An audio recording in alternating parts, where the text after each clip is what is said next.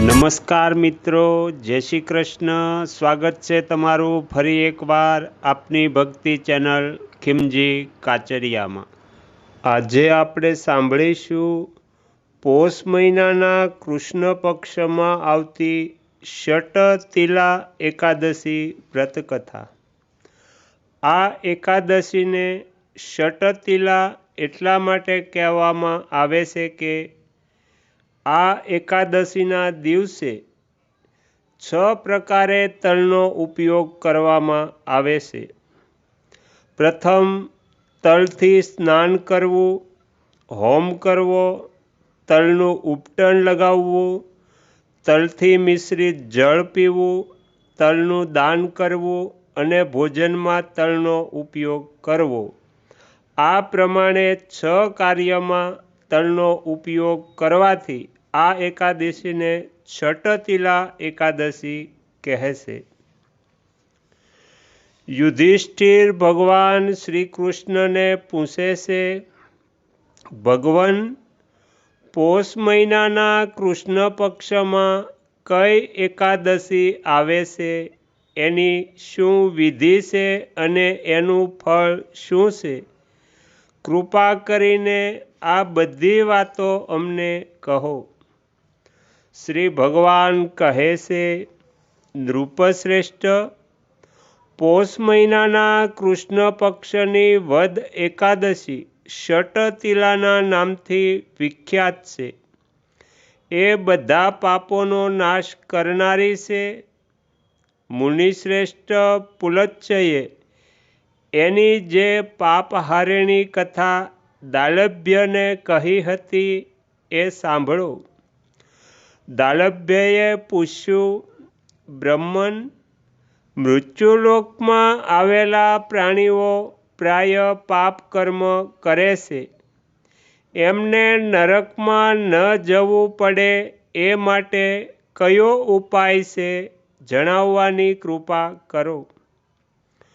પુલત્સ્યજી કહે છે, મહાભાગ, પોષ મહિનો આવે ત્યારે મનુષ્યએ સ્નાનાદિથી પવિત્ર થઈ ઇન્દ્રિય સંયમ રાખી કામ, ક્રોધ, અહંકાર, લોભ, ચુગલી વગેરે બુરાઈઓનો ત્યાગ કરી દેવો જોઈએ.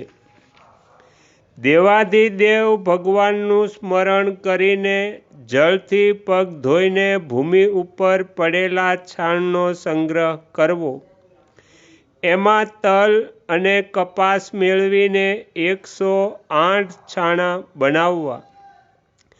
પછી પોષ મહિનામાં જ્યારે આદ્રા કે મૂળ નક્ષત્ર આવે ત્યારે કૃષ્ણ પક્ષની વદ એકાદશીનું વ્રત કરવા માટે નિયમ લેવો.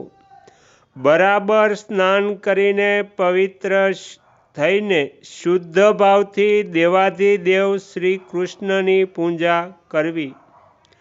કોઈ ભૂલ થઈ જાય તો શ્રી કૃષ્ણના નામો ઉચ્ચારણ કરવું. રાત્રે જાગરણ અને હોમ કરવો. ચંદન, કપૂર, નૈવેદ્ય વગેરે સામગ્રીથી શંખ, ચક્ર અને ગદા ધારણ કરનારા દેવેશ્વર શ્રી હરિની પૂજા કરવી. ત્યારબાદ ભગવાનનું સ્મરણ કરીને વારંવાર શ્રી કૃષ્ણ નામનું ઉચ્ચારણ કરતાં કરતાં કોળું, નાળિયેર કે બિજોરાના ફળથી ભગવાનને વિધિપૂર્વક પૂજા કરીને અર્ઘ્ય આપવું.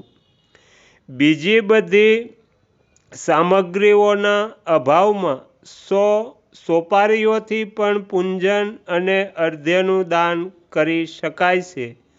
અર્ઘ્ય આપતી વખતે આ રીતે ભગવાનને પ્રાર્થના કરવી, સચ્ચિદાનંદ સ્વરૂપ શ્રી કૃષ્ણ, આપ અત્યંત દયાળુ છો. અમારા જેવા આશ્રયહીન જીવો માટે આપ આશ્રયદાતા બનો. અમે સંસાર સમુદ્રમાં ડૂબી રહ્યા છીએ. આપ અમારા પર પ્રસન્ન થાઓ. હે કમલનયન, વિશ્વભાવન, સુબ્રમણ્યમ, મહાપુરુષ, સૌના પૂર્વજ આપને નમસ્કાર છે. હે જગતપતે, મેં આપેલા અર્ઘ્ય આપ લક્ષ્મીજી સાથે સ્વીકારો.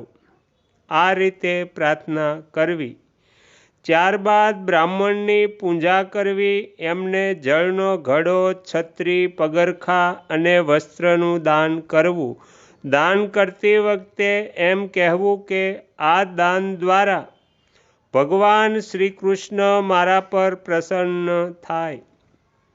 યથાશક્તિ શ્રેષ્ઠ બ્રાહ્મણને કાળી ગાયનું દાન કરવું. દ્વિજશ્રેષ્ઠ વિદ્વાન પુરુષે તલથી ભરેલા પાત્રનું પણ દાન કરવું જોઈએ.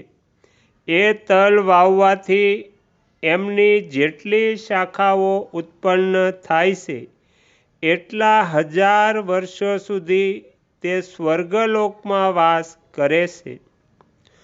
તલથી સ્નાન કરવું, હોમ કરવું, તલનું ઉપટન લગાવવું, તલથી મિશ્રિત જળ પીવું, તલનું દાન કરવું અને ભોજનમાં તલનો ઉપયોગ કરવો.